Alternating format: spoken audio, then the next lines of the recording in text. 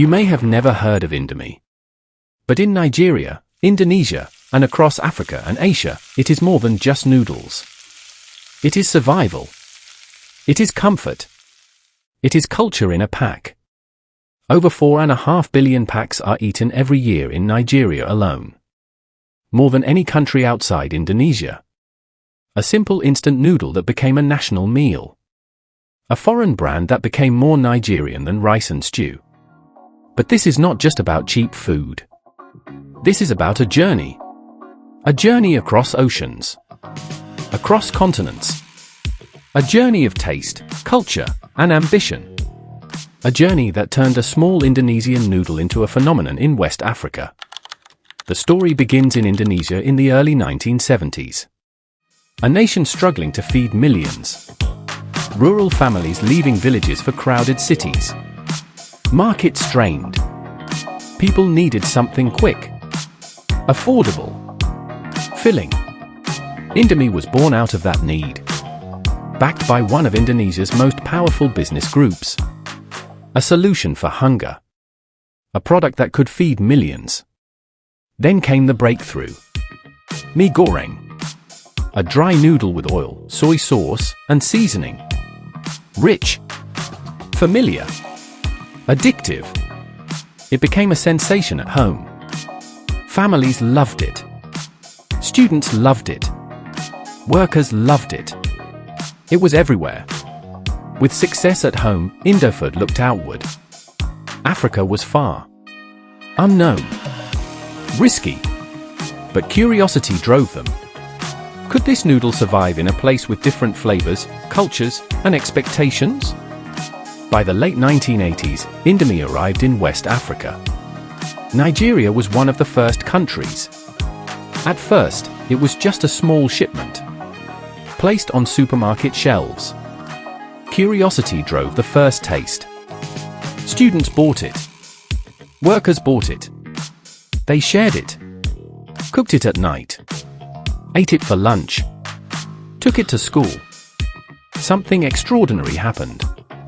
They loved it. Not just liked it. Loved it. They ate it over and over. Shipments sold out before new ones arrived. Indomie was no longer a test. It was a revelation. The company noticed.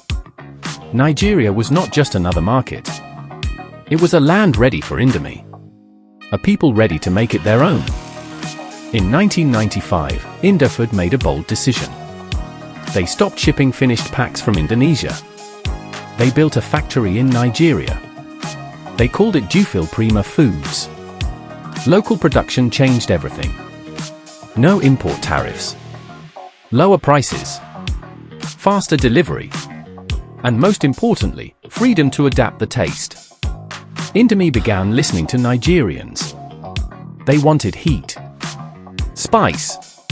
Flavor. The recipe changed. Onion chicken.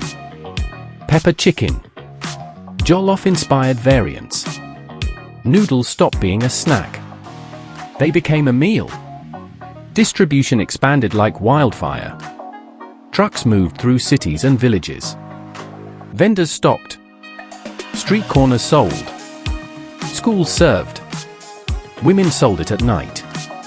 Indomie was everywhere. Marketing focused on the young and curious. Sponsorships. Competitions. Sampling at schools.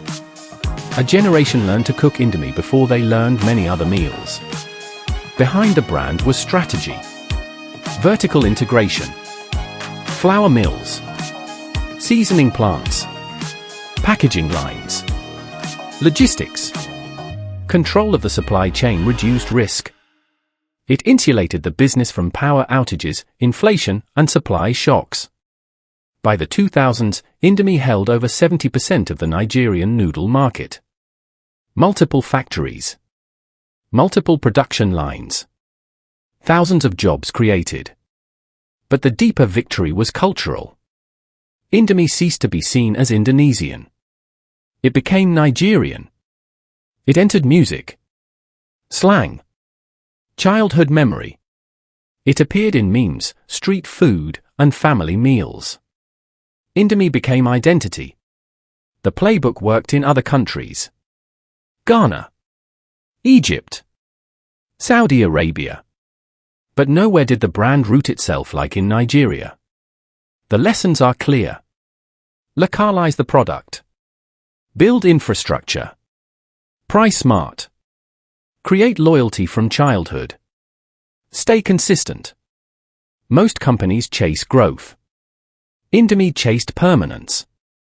It proved that scale is not about premium. It is about presence, trust, daily relevance. Indomie became a billion-dollar empire.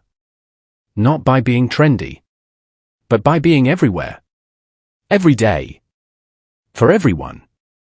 It took the risk many won't. If you found this interesting, subscribe for more as the next video will be more eye-opening.